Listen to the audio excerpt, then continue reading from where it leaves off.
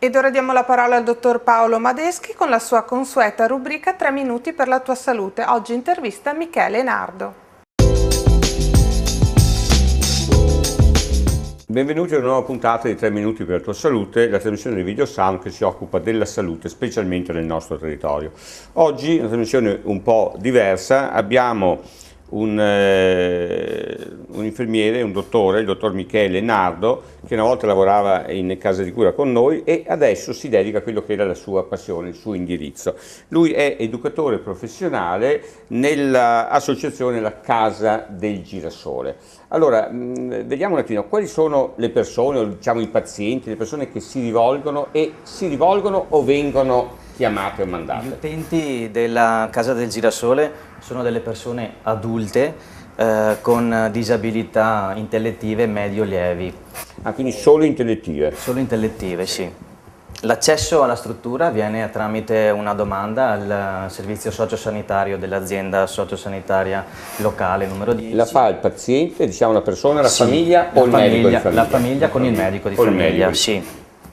Inoltre noi collaboriamo con i centri di formazione professionale del territorio che ci inviano delle persone alle quali facciamo fare degli stage professionali nei quali così si aprono delle porte per dei futuri ingressi.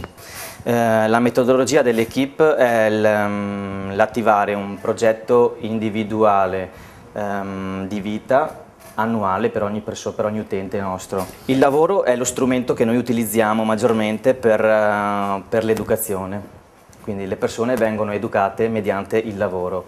Noi lavoriamo per delle ditte esterne che ci portano delle commesse di lavoro e inoltre c'è all'interno della Casa del Girasole la compartecipazione degli ospiti alla gestione e all'organizzazione della casa. Per gli utenti con maggiori difficoltà il progetto di vita si limita a mantenere le abilità delle persone e le autonomie acquisite dalle stesse.